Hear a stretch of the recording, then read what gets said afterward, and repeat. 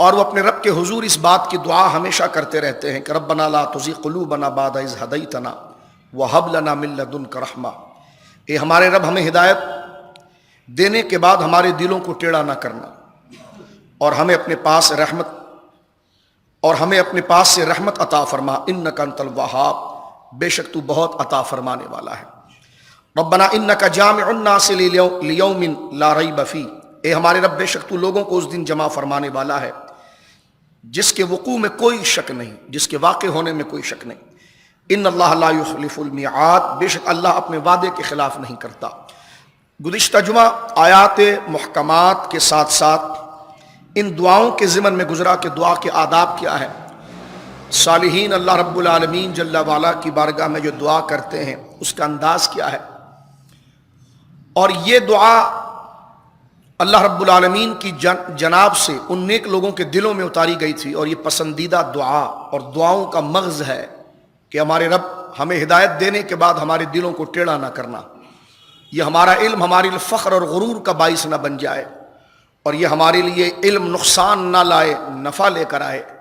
جس طرح کہ حضور سید عالم کی کثرت سے دعائیں ہم نے گزشتہ جمعے میں کئی دعائیں پڑھنے کا شرف پایا کہ سرکار دو عالم صلی اللہ علیہ وسلم اللہ رب العالمین جل وعلا سے دعا کیسے کرتے، اور دعا میں رب کی معرفت کا ہونا ضروری ہے، اس کے حق اور مقام کا جاننا ضروری ہے کہ اس کی بارگاہ میں کیسے کلمات، کیسے الفاظ، کیسے انداز، کیسا نظریہ، کیسا پہرایا، کیسی سوچ رکھنا جائز ہے۔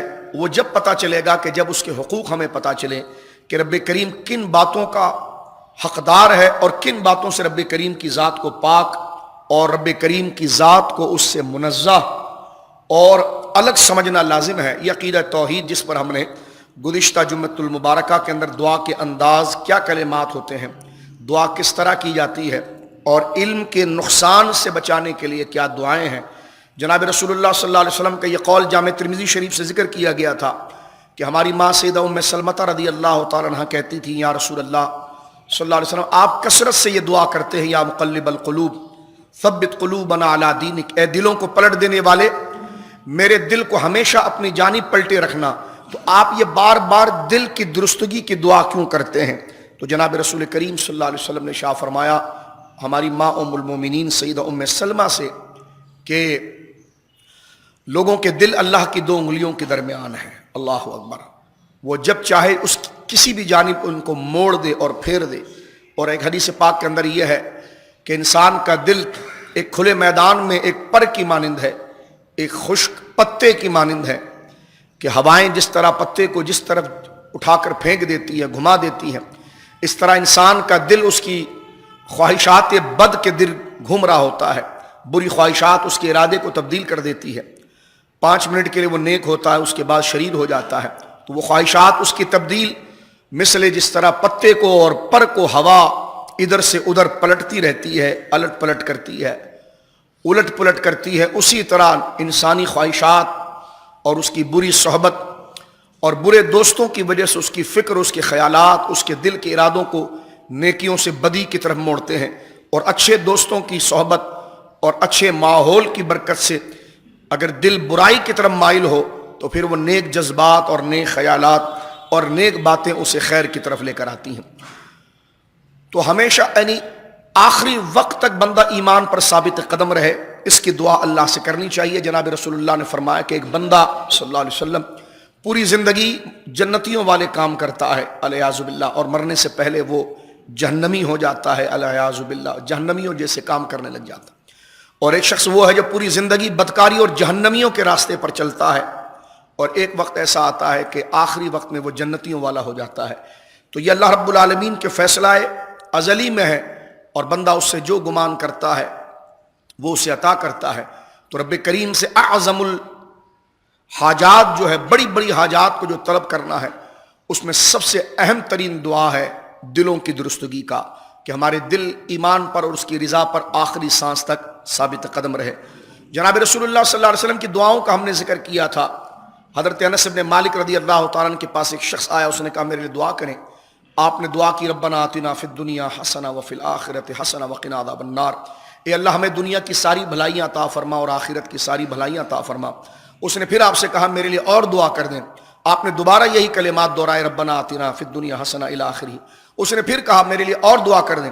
آپ نے 3 دفعہ جب یہ دعا پڑھ کر سنائی، اس نے کہا کہ میرے لیے کچھ اور کریں، تو آپ نے فرمایا اب رہ کیا گیا ہے، اس میں ساری دنیا کی بلائیں آ گئی اور آخرت کی ساری بھلائیں آ گئی۔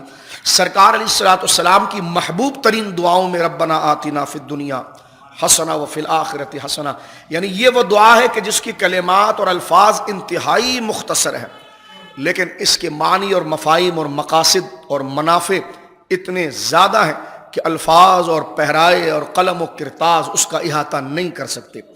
تو وہ آداب ذکر کیے گئے ہیں کہ اللہ رب العالمین سے المختصر، تاکہ آگے کی آیت کی طرف ہم چلیں، وہ ساری تفصیل گزر گئی ہے پہلے۔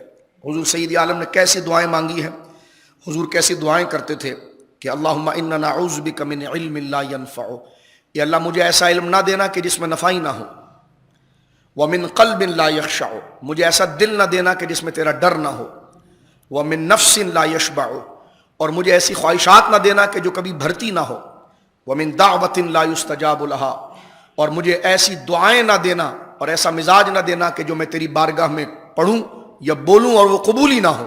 تو ایسا دل نہ دے جس میں تیرا خوف نہ ہو، ایسا علم نہ دے کہ جس میں نفع نہ ہو، ایسی دعا کی صدا اور ہمت نہ دے کہ جو تیری بارگاہ میں قبول نہ ہوتی ہو۔ تو جناب سید عالم افصح العرب ہے، جہاں آپ کو رب کریم کی معرفت کمال کے درجے پر ہے، اور بخاری شریف کی حدیث سے جناب رسول اللہ فرماتے ہیں کہ میں اللہ کو سب سے زیادہ جاننے والا ہوں، اس لیے میں اللہ سے سب سے زیادہ ڈرنے والا ہوں۔ تو جسے رب کی معرفت ملتی ہے اسے خشیت آ جاتی ہے۔ جو بے باک ہو جائے، لاپرواہ ہو جائے اور ڈرامہ کرتے رہے کہ جناب میں بہت بڑا عاشق ہو گیا ہوں یا صوفی ہو گیا ہوں، وہ جاہل ہے، اسے رب کریم کی بارگاہ سے کچھ حاصل نہیں ہو۔ اس لیے کہ جو جانتا ہے وہی محتاط ہوتا ہے، جو نہیں جانتا وہ جری اور شریر ہوتا ہے۔ اس لیے کہا گیا کہ جاہل آدمی ہر مسئلے کو بیان کرنے میں جری ہوتا ہے، کیونکہ اس کے انجام اور معال کی اس کو خبر نہیں ہوتی کہ جو میں بول رہا ہوں، بک رہا ہوں، اس کا انجام کیا ہوگا۔ لیکن جو جانتا ہے اور سمجھتا ہے وہ محتاط ہو جاتا ہے۔ ہم راستے پر چلتے ہیں، ہمیں نہیں پتا کہ آگے چوک کے اوپر کیا حادثہ پیش آیا ہے، تو ہم 100 کی سپیڈ میں گاڑی بھگا رہے ہوتے ہیں، لیکن جس کو پتا چل جائے آگے کیا حادثہ ہے وہ اپنی سپیڈ سلو کرتا ہے، اپنے آپ کو محتاط کرتا ہے کہ شاید سائیڈ سے میں نکل جاؤں۔ تو جسے نہیں پتا، تو سب سے بڑا انسان کا قصور جاہل رہنا ہے۔ جہالت اسے جری کر دیتی ہے اور شیطان کے ہاتھ کا وہ کھلونا ہوتا ہے۔ اپنی بد خواہش اور اپنے غلط مزاج کو وہ دین کا جزیہ ہے، تو اللہ تو بندے کے ساتھ یوں بھی کر سکتا ہے، اللہ تو بخش دے گا، تو اللہ بخشے گا، لیکن جس باتوں پر تو اس کی بخشش کا تقاضا کر رہا ہے اور اس بخشش کی بات کر کر خود کو شریعت کے حصار سے نکال رہا ہے اور خود کو اتنا لاپرواہ کر رہا ہے کہ تو گانا بجانا کرے، حرام کھائے، ڈانس مستیاں کریں، کفر کے راستے پر چڑھے، داڑیاں مونڈے، نمازیں چھوڑے، پھر یہ اللہ بخش دے گا، تو یہ شدید ترین جہالت ہے۔ یہ جملہ وہ کہہ سکتا ہے کہ جو رب کی ذات سے جاہل ہے، اور جو رب کی ذات کی معرفت رکھتا ہے وہ اتنا جری کبھی نہیں ہوتا کہ ایک طرف سے دھنا دھن وہ گناہ کے گناہ اور اللہ کی اعلانیہ گستاخی اور نافرمانی۔ بچے کی شادی ہو رہی ہے، بڑے لاؤڈ اسپیکر پر گانے چل رہے ہیں جناب، پھر کہہ رہے ہیں جی امام صاحب دعا کریں اللہ برکت عطا فرمائے۔ ایسی جہالت جاہل کر سکتا ہے کہ جو علی الاعلان خدا کے دین اور اللہ کو ناراض کرے اور پھر وہ بغیر کسی معافی اور دوبارہ اس کام کے اعادے کی نفی کرتے ہوئے محض رحمت کی طرف بھاگے، یہ جہالت ہے۔ اور جو سمجھدار ہوتے ہیں وہ جری نہیں ہوتے، وہ محتاط ہوتے ہیں۔ اس لیے حضور سید عالم سے بڑا کون اللہ کا محبوب ہے اور کون اللہ کی رحمت، بلکہ آپ تو اللہ کی رحمت کا مجسمہ ہے، لیکن سمجھنے کی بات ہے۔ خاموشی سے سنیے اس بات کو کہ کیا بات جناب سید عالم فرما رہے ہیں۔ فرماتے ہیں میں اللہ کو سب سے زیادہ جانتا ہوں، اس لیے میں اللہ سے سب سے زیادہ ڈرتا ہوں۔ ہماری ماں ام المومنین کہتی ہیں کہ کبھی گھر کے اندر حضور سید عالم رات کے وقت نماز میں ہوتے تو اللہ کی خشیت اور اللہ کے خوف کا غلبہ ایسا ہوتا کہ آپ کے دل میں سے آواز، سینے میں سے گھٹنے کی آواز کہیے یا رونے کی آواز کہیے یا خشیت الہی کی آواز کہیے، وہ ایسے آتی تھی۔ سیدہ عائشہ پاک کہتی کہ جس طرح کہ ہانڈی کے اندر گوشت کو ڈال کر ابالا جائے تو جس طرح وہ جوش کرتا ہے اور ہانڈی جس طرح آواز کرتی ہے، اس طرح حضور سید عالم کے سینے سے آواز آیا کرتی تھی۔ یہ کون ہستی ہے کہ جن کو رب نے فرمایا وَرَفَعْنَا لَكَ ذِكْرَكَ، جو سب سے بلند اور کائنات میں سب سے افضل ہستی ہے، اور اللہ سے یہ ڈر۔ جس کو خدا کا ڈر نہیں ہے وہ بے حیا ہے اور وہ جاہل ہے۔ وہ چاہے 2 وقت کی دعا کر کے سمجھے کہ میں بڑا پرہیزگار ہو گیا ہوں، وہ جہالت ہے، جاہل جری ہوتا ہے۔ اور قرآن کا درس اس لیے لیا جا رہا ہے تاکہ ہم اللہ کا عرفان، اس کی معرفت، اس کے جناب، اس کے آداب اور اس کی قدرت کے مزاج کو سمجھیں۔ فرما ربنا لا تزغ قلوبنا بعد اذ ہدیتنا۔ سرکار کریم جو امام المعصومین ہیں، آپ دعا کرتے تھے یا اللہ میرے دل کو پلٹنا نہیں، ہدایت دینے کے بعد میرے دل کو پلٹنا نہیں۔ یہ تعلیم امت ہے، لیکن خشیت الہی کا ایک غلبہ ہے، اور اللہ رب العالمین جل وعلا، اس لیے حضور نے فرمایا کہ میں اللہ کو سب سے زیادہ جانتا ہوں، اس لیے رب سے سب سے زیادہ ڈرتا ہوں۔ آگے آیت نمبر 10 کی طرف ہم چلتے ہیں۔ یہاں پر کچھ لوگ جو اہل مدینہ تھے اور دیگر مذاہب سے ان کا تعلق تھا، ان کی کتابوں میں جناب رسول کریم صلی اللہ علیہ وسلم کی نشانیاں موجود تھیں، کیونکہ سورہ آل عمران ریپیٹ کرنے کا اتنا ٹائم نہیں ہوتا ہے کہ ہم پیچھے سے بات کو دوبارہ تازہ کر کے آگے چلیں، وقت مختصر ہوتا ہے۔ یہ بات ہم نے ذکر کی آپ کے سامنے کہ اہل کتاب کو صحیح رخ بتانے کے سورہ آل عمران نازل ہو رہی ہے، اور جو انہوں نے فرضی عقیدے گڑھ رکھے ہیں توحید کے بارے میں اور اپنی نجات کے بارے میں، اور نخرہ کرتے ہیں کہ نحن ابناء اللہ وحبہ، ہمیں نبی پاک کو ماننے کی کیا ضرورت، ہم تو پچھلے نبیوں کو مانتے رہے، ہم تو اللہ کے لاڈلے ہیں، ہمیں کیا ضرورت ہے آپ کے، تو اپنی طرف سے ایک فرضی مفروضہ بنا کر اس کو عقیدہ بنا کر چل پڑے۔ تو جب ان کو یہ پتا تھا کہ جناب رسول کریم خاتم النبیین ہے اور یہی اللہ کے محبوب ہیں، اور حضرت موسیٰ ہوں یا عیسیٰ ہوں، انہوں نے انہی کے تصدیق کی بشارت کی تھی کہ جب یہ آ جائیں گے تو ہم ان کے دور میں رہے تو بحیثیت نبی کے خود ہم ان کی تصدیق کریں گے اور اپنی امت کو کہیں گے کہ ان کا کلمہ پڑھو۔ تو یہ ساری باتیں ان کی کتابوں کے اندر موجود تھی، لیکن ان کو یہ تھا بعض، اب قرآن کی آیت آگے آ رہی ہے، ان کے بعض علماء یہود کے وہ جانتے تھے کہ جناب رسول اللہ صلی اللہ علیہ وسلم خاتم النبیین ہے، یہ وہی ہستی ہے جو ہماری کتابوں میں جن کے آنے کی بشارت تھی، لیکن وہ کہتے ہیں یار، اپنے دوستوں سے کہتے تھے، اپنے تلامذہ سے کہ ہیں تو یہ وہی 100%، اس میں کوئی دو بات رائے نہیں، لیکن ہم ان کو مانیں گے نہیں، اس لیے کہ مانیں گے تو وہ روم جو ہمیں خرچہ پانی دیتا ہے اور ہمارے ادارے جو چل رہے ہیں اس سے، اب دیکھیں بالکل وہی چیز آج حالات اپنے اعتبار سے ٹیلی کرتی، اور روم اس وقت جو سلطنت روم تھا وہ اپنے مذہب کے ماننے والوں کے مدارس، خانقاہیں جو ان کی تھی، جو ان کے علماء تھے، ان کو خرچی دیتا تھا تاکہ ان کے کھانے پینے جو ان کے تلامذہ ہے وہ چلیں اور اس عقیدے کی ترویج کریں جو ان کا عقیدہ ہے۔ لیکن جو ان کے علماء مدینے میں رہتے تھے ان کو پتا تھا کہ جناب سید عالم صلی اللہ علیہ وسلم نبی برحق ہیں اور ناسخ الادیان ہیں، ان کے آنے کے بعد ساری شریعت منسوخ ہو گئی ہے، اب انہی کی شریعت کے بجھ گئی جس کے آگے سبھی مشعلیں، شمع وہ لے کر آیا ہمارا نبی۔ تو ان کو پتا تھا کہ جناب اب ساری شریعت منسوخ ہو چکی ہے، اب اللہ کی رضا اور اللہ کی رحمت اور جنتی ہونے کا ایک ہی ذریعہ ہے کہ حضرت موسیٰ کے ساتھ ان کی بھی تصدیق کی جائے، حضرت عیسیٰ کے ساتھ۔ لیکن وہ کہتے ہیں کہ جناب اگر یہ حق بات ہم کریں گے تو ہمارا راشن رک جائے گا۔ آپ تفسیر اٹھا کے پڑھیے، میں آپ کو آیت نمبر 10 کا حوالہ دے رہا ہوں، خواہ مخواہ لے کر نہیں آ رہا ہوں۔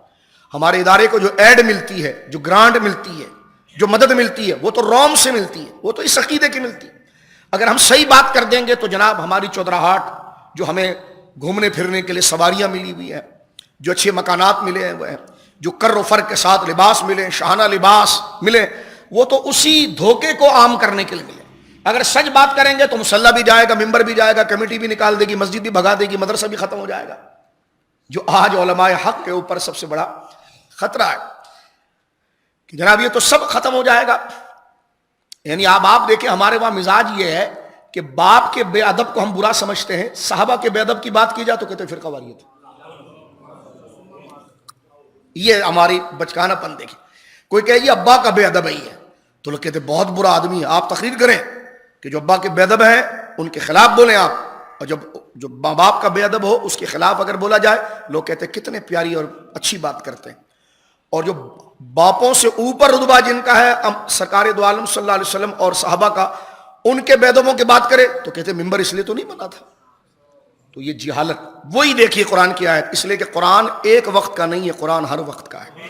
اب دیکھیں آج کے وقت اور دور کو قرآن کے آئینے میں آپ دیکھیے، وہ کہتے ہیں جی روم ہمارے مدرسے بند کر دے گا، ہماری چودراہاٹ، ہماری 4 5 10 بیویاں، ان کا خرچہ چلتا ہے اس سے، ہمارے کر و فر چلتے ہیں، 4 شاگرد ہمارے تکیے اور بستر لے کر چل رہے ہوتے ہیں، 4 خدام آگے چل رہے، قیمتی گاڑی یعنی اس وقت کی سواری ہمارے پاس ہوتی ہے، یہ اونچا تاج، یہ کر و فر جو چاہے کریں، تو اس وجہ سے وہ حق بولنے سے رک جاتے تھے اور جاننے کے باوجود سمجھتے تھے کہ جناب یہ زندگی ہماری ہمیشہ رہے گی۔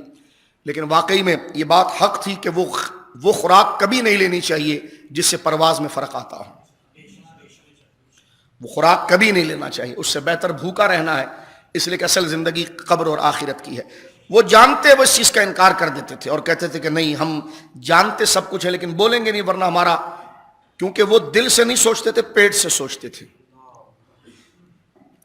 اس لیے آج بھی بے شمار پیر اور ملا اس راستے کے اوپر ہے اور لیڈر ہیں کہ وہ ادھر پیٹ سے سوچتے ہیں. وہ کہتے ہیں جی دین تو 1400 سال پرانا ہے، اس کی باتیں آپ کیا کر رہے ہیں، اس کے نفاذ کی بات. آپ صرف سیدھی سیدھی بات کریں پڑوس کے کیا حقوق ہیں اور ماں باپ کے کیا حقوق ہیں. آپ نظام کی کیا بات کرتے ہیں؟ ابھی بلدیاتی الیکشن آ رہا ہے تو بڑی بڑی مونچھوں والے اور بڑی بڑی پراڈو والے ابھی آپ کے ساتھ مسجدوں میں بیٹھے ہوں گے ووٹ لینے کے، اور بعد میں نظام کون سا لائیں گے کہ لوگ گلیوں میں کھڑے ہو کر پیشاب کریں، ڈانس مستیاں کریں. اور اگر کہا جائے کہ زمین اللہ کی ہے اور نظام اللہ کا آئے گا تو کہتا ہے مولانا صاحب آپ صرف اڑوس پڑوس کی باتیں کریں. تو لہٰذا یہ علماء کے لیے بھی درس ہے کہ جو اپنی مراعاتیں اللہ کی بجائے، اپنی سہولیات اور اپنا رزق اللہ کی بجائے بندوں تک محدود نہیں چلانا. مدرسہ جناب کوئی مدرسہ بنانا ہم پر فرض تھوڑی ہے، کوئی تنظیم بنانا فرض تھوڑی ہے. اگر تنظیم اور مدرسہ بنا کر ہم نے حق کا راستہ چھوڑ کر اور وقت کے طاغوت کے ساتھ چلنا ہے تو کوئی اللہ نے آپ کو تنظیم اور آپ کو مدرسہ اور مسجد اور تقریر کے لیے نہیں پیدا کیا. اللہ نے فرمایا قوا انفسکم، پہلے اپنے آپ کو بچاؤ پھر دوسرے کو بچاؤ. تو ہم اس کو بچانے کے چکر میں ہر چیز میں کمپرومائز کر جاتے ہیں اور وہ یہود کا طریقہ تھا. یہاں پر دیکھ اللہ فرما رہا ہے کہ ان الذین کفروا لن تغنی عنہم اموالہم ولا اولادہم من اللہ شیئا. بے شک جن لوگوں نے کفر کیا اور میرے حبیب کا انکار کیا، ان کے نظام اور مقام کا انکار کیا، ان کی حیثیت کا انکار کیا جو ان کی شان و جلالت ہے. بالکل اس طرح سنیے کہ جس طرح بس ابھی ہم نے قبر میں جانا ہے. انسان کو اصلاح جب ملتی ہے جب اپنی ہر نیکی کو اپنی آخری نیکی سمجھے، پھر اس کی لذت آپ دیکھیے. اپنی نماز کو اپنی زندگی کی آخری نماز سمجھیے، پھر اس نماز کی لذت دیکھیے. اپنے کلمہ پڑھنے کو اپنی زندگی کا آخری کلمہ سمجھیے. اپنے اس جمعے کو اپنی زندگی کا آخری جمعہ سمجھیے کہ اب مجھے نہیں پتا مجھے آخری جمعہ ملے گا کہ نہیں، بس یہ میری زندگی کا آخری جمعہ ہے اور میں نے قبر میں جانا ہے اللہ کی طرف. پھر اس جمعے کی برکت آپ دیکھیے. اپنی ہر تلاوت کو زندگی کے آخرہ پڑھنا سمجھیے. قرآن کے ہر معنی اور مفہوم اور سچ کو سننے کے لیے یہ نہیں کہ یار بعد میں دیکھ لوں گا. بات کا خیال شیطان فوراً لاتا ہے اور بات کے مقام کی وجہ سے بندہ اس بات پر تھوڑا سلو ہو جاتا ہے، ڈھیلا ہو جاتا ہے اور پھر اس قدر و مقام کو وہ چھوڑ دیتا ہے. پتا جناب 2 گھنٹے کے بعد راشن نہیں ملے گا تو وہ 2 گھنٹے کے میعاد میں وہاں کھڑا رہتا ہے کہ اب تک کون انتظار کرے گا، یا جناب یہیں پر بس ملے گی بعد میں نہیں ملے گی اور پھر اندھیرا ہے. تو بندہ اگر اپنے آپ کو، اور حق بھی یہی ہے کہ موت کی کوئی خبر نہیں ہے بندے کو کہ وہ کب واقع ہو جائے، اس لیے حضور سید عالم صلی اللہ علیہ وسلم نے بارہا موت کی بات کی ہے. تو حضور قرآن مجید کہتا ہے ان الذین کفروا لن تغنی عنہم اموالہم ولا اولادہم من اللہ شیئا. بے شک جن لوگوں نے کفر کیا اور انہوں نے اللہ کے عذاب سے، انہیں اللہ کے عذاب سے نہ ان کا مال ہرگز بچائے گا جو جمع کر رہے ہیں اور رکھ رہے ہیں تجوریوں میں، بینک بیلنس کر رہے ہیں، اور حق نہیں بتاتے لوگوں کو. تمہارا منصب ہے بتاؤ. تم ممبر پر نہیں بتاؤ گے تو بتائے گا کون؟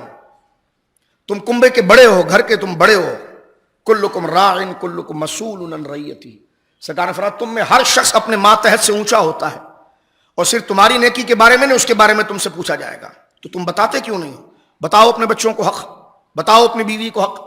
تمہاری اپنی ایک ریاست ہے، تمہارا گھر تمہارا خود اپنا ایک ممبر ہے، وہاں پر حق بیان کرو.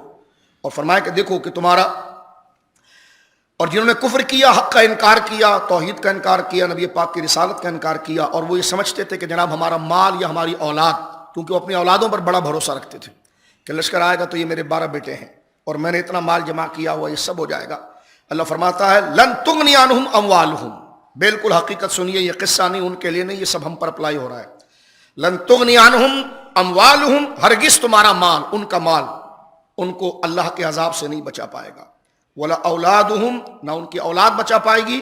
من اللہ شیئا، اللہ رب العالمین جل وعلا کے عذاب اور اس کی گرفت سے ان میں سے کوئی چیز اس کو بچا نہیں پائے گی. وَأُولَٰئِكَ هُمْ وقود النار. فرمائیے سب کے سب، تمہاری اولاد بھی اور تمہارا مال بھی، اگر یہ حق کو بیان کرنے سے رک گیا اور دہریت، الحاد، بے دینی، گمراہی پھیل رہی ہو اور تم گونگا شیطان بن کر بیٹھ جاؤ اور منہ بند رکھو اور اپنی خود ساختہ پارسائی اور تہجد جو اچھا کام ہے، تسبیحات، تحلیلات، ختم خواجگان، دیگر عبادات اچھا کام ہے، لیکن اسی پر انحصار کرو جو ایک بہت پیچھے کی چیز ہے، اور جو حق چیز تھی اللہ کے لیے غیرت اور ہمت دکھانا، وہ نہ کرو، تو فرمایا تم اور تمہارا مال اور تمہاری اولاد یہ جہنم کا ایندھن بنے گی. ہم جہنم کو تمہارے بدن سے سلگائیں گے. یہ وہاں پر اس بات کو کہہ دیا گیا. فرمایا اور یہی عادت جو ہے وہ آگے پھر آیت نمبر 11 کے اندر فرعون کے واقعے کو ذکر کیا ہے. کہا فرعونیوں کی بھی عادت تھی کہ جب ان کو حضرت موسیٰ کہتے تو فرمایا جاؤ ہمارے پاس اتنا سونا کیا ہوگا.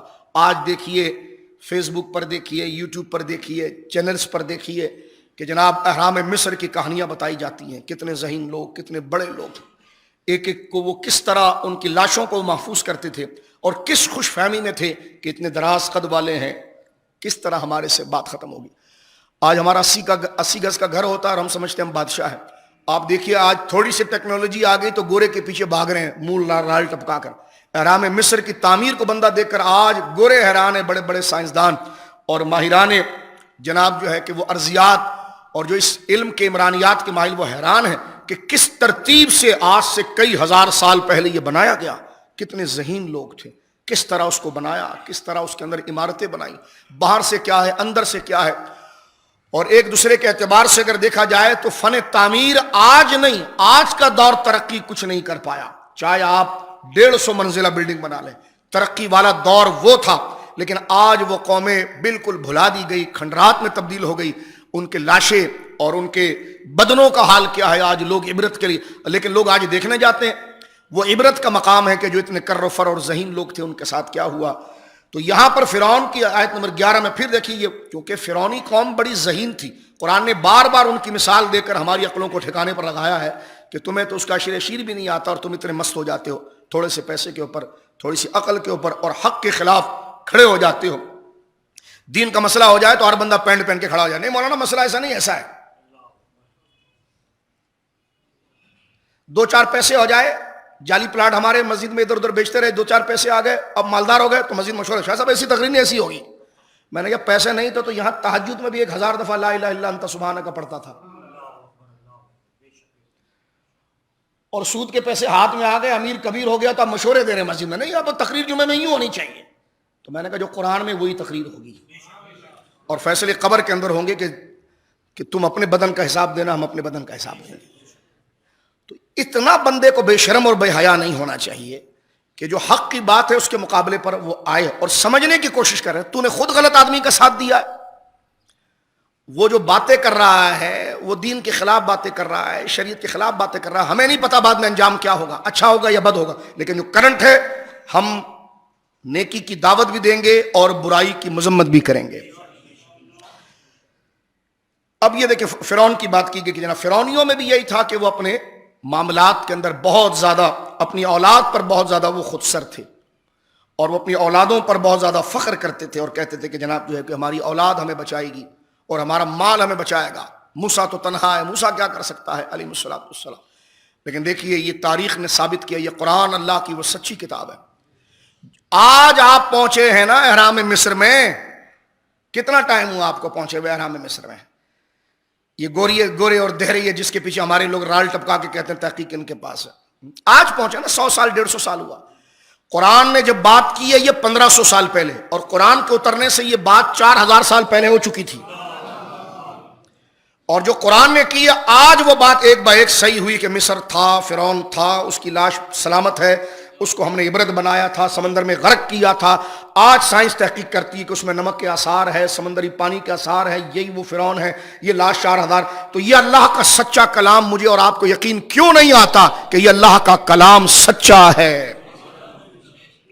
جھوٹے مفروضوں پر ہم نے گویا کہ کان دھرے. جن جن چیزوں کو قرآن کریم نے واقعات آج لوگ تحقیق کر کے وہاں تک پہنچے, جو قرآن نہ تاریخ کی کتاب ہے, قرآن نہ فزکس کی کتاب ہے, قرآن نہ سائنس کی کتاب ہے, قرآن ہدایت کی کتاب ہے.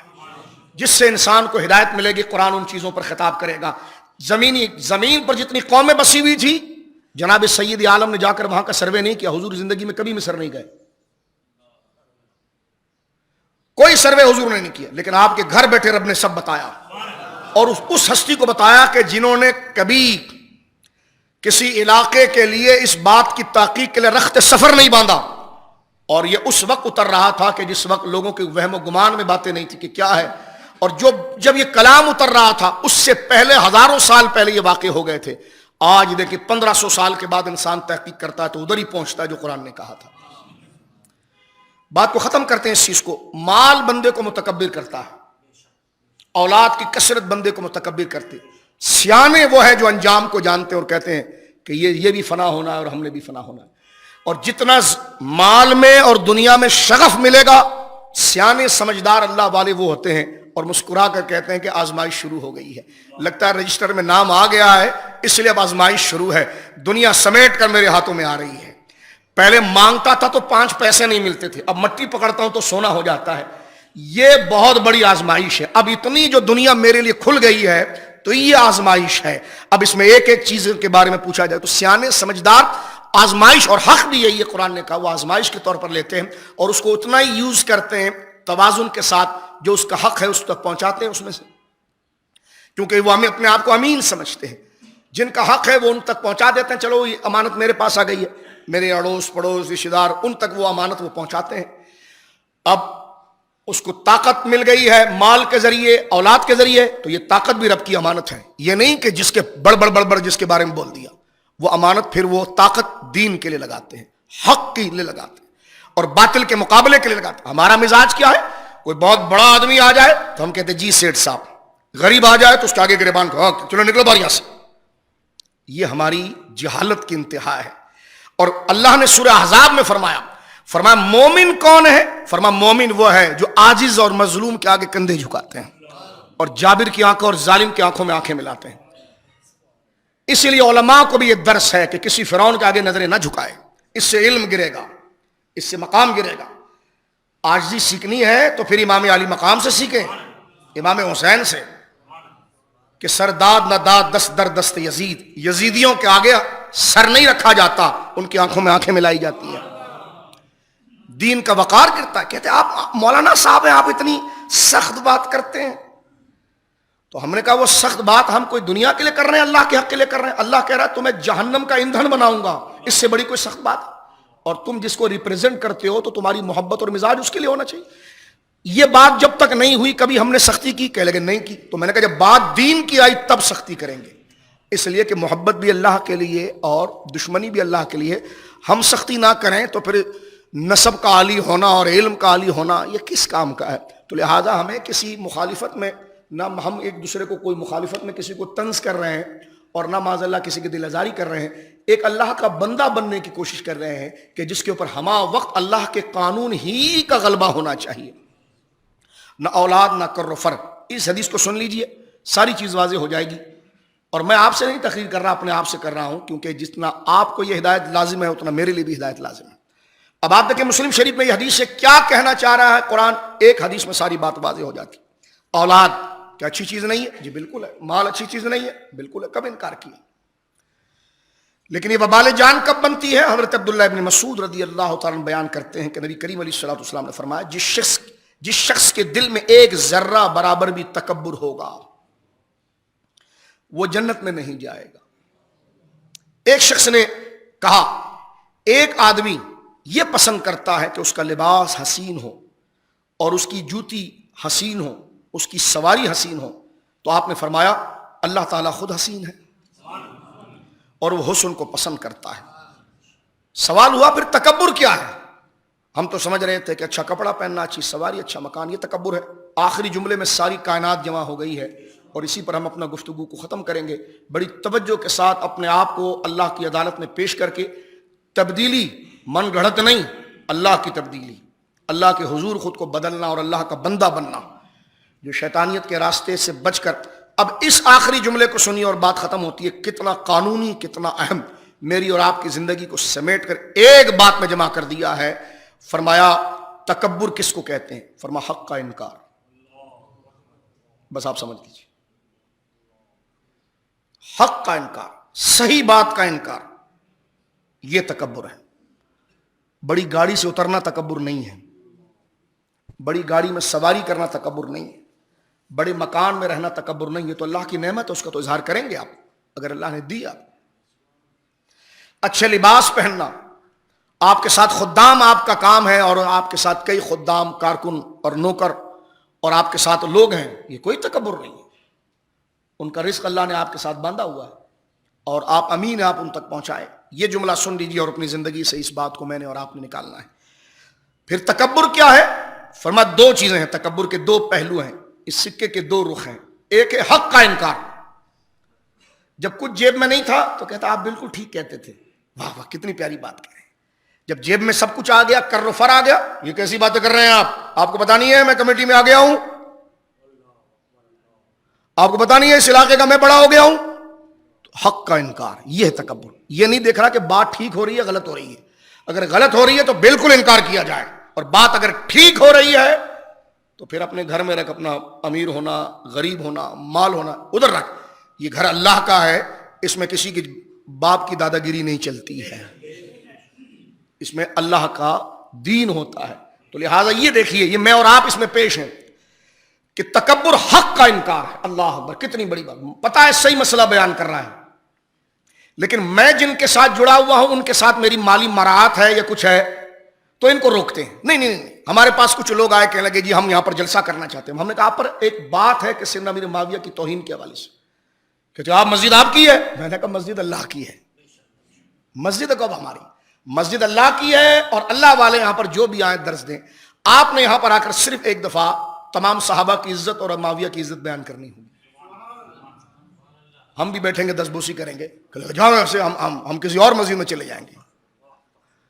تو میں نے کہا جائیے پھر، یہ کیا خرابی دال میں کیا کالا ہے؟ آپ مجھ سے پوچھئے کہ جناب حضور کی ختم نبوت کے بارے میں آپ کیا کہتے ہیں، تو کہ میں چڑھ جاؤں گا؟ میرے لیے تو شرف کی بات ہے، جی میں تسلیم کرتا ہوں، اس پر تو میرا ایمان ہے، میری وجود کی بقا. آپ صحابہ کے بارے میں کیا کہتے ہیں، آپ اہل بیت کے بارے میں کیا کہتے ہیں؟ تو چڑھتے اتنے نیچے اترتے ڈبے پیروں کے پیچھے چل کر کہتے جی میرے لیے ان کی دعا سے مال کھل گیا ہے. میں نے کہا آزمائش آ گئی ہے. آپ سمجھنے کی کوشش کریں میرے دوست، ڈانٹ نہیں رہا، آزمائش آ گئی ہے. پہلے سے زیادہ جو دعائیں تم نے کی تھی نا، اب فرشتے لے گئے رب کی بارگاہ میں. اب رب کہہ رہا فیصلہ کرو اجر دینا کہ نہیں دینا ہے، اس کو پہلے چیک کرو، اور اس کے لیے جو چیز مانگ رہا تھا وہ دے دو اس کو. اب دیکھیں گے جو دیا ہے یہ اس کے پیچھے بھاگنا چاہ رہا تھا، یہ واقعے میں رات کو ہماری لیے گڑ گڑا رہا تھا. اگر یہ وہ مل کر بھی ہماری طرف ہے تو مال بھی دیں گے، دنیا میں امیر ترین بھی بنا دیں گے اور اپنا ولی بھی بنا دیں گے، دونوں دیں گے. تو فرمایا گیا کہ تکبر ہے حق کا انکار اور لوگوں کو گھٹیا سمجھنا، یہ دو چیز تکبر ہے. اور یہی کفر کے اندر تھا. اور آیت نمبر 9 اور 10 جو سورہ آل عمران کی ہے مجھے اور آپ کو یہ بتاتی ہے. اللہ مجھے اور آپ کو اس سے محفوظ رکھے، اور ہم سے اگر یہ سرزد ہوا تو اللہ ہماری خطاؤں کو معاف فرما سکے. ہم اگر اچھے نہیں تو اچھوں کا رد نہ کریں. ہم اگر حق نہیں بول سکے تو جو حق بولتا ہے، ہم اگر ساتھ نہ دے سکیں تو سازش نہ پھیلائیں، اس کا حصہ نہ ملے. بڑی بڑی قوتیں آئیں اور گئیں، اسلام نے ہمیشہ رہنا ہے. اسلام اگر ختم ہوتا تو کربلا میں ختم ہو جاتا، وہ ختم ہوتا تو پچھلے دور میں ہی ختم ہوتا، بنو عباس اور دیگر حکومتوں نے جو ڈنگا مستیاں کی وہ ختم ہو جاتا. لیکن پھر بھی آج دیکھیے مسجدیں کچاکچ بھری ہیں اور آپ کے چہروں پر توحید اور رسالت کا نور چمکتا ہوا نظر آ رہا ہے. یہ دین قیامت تک رہے گا. ہمیں چاہیے کہ ہم مستقبل کو سوچنے کی بجائے پریزنٹ اپنی اصلاح کو سوچیں کہ میری عمر 50 سال 40 سال 30 سال ہو چکی ہے، یا جتنی بھی ہو چکی، موت تو کبھی بھی آ سکتی ہے. میں نے اپنے حصے کا حساب دینا ہے. اللہ گناہگار کو معاف کرے گا، اس کے دین کے خلاف سازش کرنے والوں کو اللہ معاف نہیں کرے گا. آپ کے کارخانے میں خدا نہ کرے کوئی چوری کر لے، آپ اس سے درگزر کریں گے، لیکن وہ آپ کی بنائی ہوئی پروڈکٹ اور آپ کے بارے میں لوگوں کو جا کر بتائے میرا سیٹ ایسا ہے، فلانا ہے، ڈھمکانا ہے، اور 8 گھنٹہ پورا ڈیوٹی رکھیں، آپ اس کو کبھی برداشت نہیں کریں گے. آپ کے گلے سے آپ کا کوئی مزدور چوری کر لے، آپ کو دکھ ہوگا، لیکن اگر بیٹا 1 روپیہ اٹھا لے تو پھر آپ شاید آئینے میں بھی نہ دیکھ سکیں. تو لہٰذا جو اسلام کا کلمہ پڑھتے ہیں اور مسلمان ہیں ان کے لیے سب سے حق ہے کہ حالات جیسے بھی ہوں، ساتھ نہ دے سکیں، ساتھ فزیکل نہ چل سکیں، لیکن کہیں بھائی کچھ بھی ہے، بات یہی ہے ٹھیک ہے جو بندہ کر رہا ہے، کیونکہ بات اس کی نہیں ہے، بات رسول اللہ کی ہے، بات دین کی ہے. اللہ رب العالمین ہمیں شعور دے. اور یہ مادی زندگی جو چڑھتے ہوئے سورج کو ہم سمجھ رہے ہیں یہ ہمیشہ رہے گا، نہ یہ سورج رہے گا نہ ہم رہیں گے. اس حقیقت کو سمجھنے کے اللہ رب العالمین توفیق دے. کیسے کیسے صلحاء، مالدار، امیر ترین لوگ چلے گئے، ہم نے بھی جانا ہے. شاید نہیں پتا کہ آئندہ جمعہ میں آپ سے مخاطب ہوں کہ نہ ہوں. اللہ رب العالمین سب کے لیے عافیت فرمائے. تو لہذا قوا انفسکم واہلیکم نارا، سب سے پہلے خود کو جہنم سے بچاؤ، پھر اپنی اولاد کو بچاؤ. اللہ رب العالمین جل والا مضامین قرآن کو بیان کر کے ہم اپنے دل کے زخموں کو چھیڑ رہے تھے تاکہ اس پر اللہ شفا دے، تو اللہ رب العالمین مجھے اور آپ کو اس آیت کی کامل تفہیم اور اللہم ارحم امت محمد، اللہ ساری امت پر خاص فضل فرما دے، امت کو متفق کر دے، اور اللہ رب العالمین ہمیں قرآن و سنت کا پابند کر دے، ہماری شادی بیاہیں شریعت کے مطابق ہوں، ہمارا غم اور سوگ شریعت کے مطابق ہوں۔ یہ نہیں کہ غم میں تو ہم مولانا کو کہہ کہ حضرت آپ قرآن شریف پڑھیے نا، اور شادی بیاہ میں کوئی پارٹیشن نہ ہو، عورتیں ادھر جا رہی ہوں، مرد ادھر جا رہے ہوں، فحش گانے چل رہے ہوں۔ تو اللہ رب العالمین ہمیں مکمل مسلمان بنائے، اور ہمیں اپنی خوشی اور غم میں اللہ ہی کا دین کو قبول کرنے، جس میں ہمارے لیے اصل تسکین ہے، اصل قرار ہے، میری اور آپ کی نجات ہے۔ بات ہم نے بہت بڑی کر دی میرے دوستو، اور سچ کر دی۔ اب اللہ رب العالمین اپنے محبوب کے صدقے اس پر عمل کی بھی توفیق دے دے۔ وآخر دعوانا الحمدللہ۔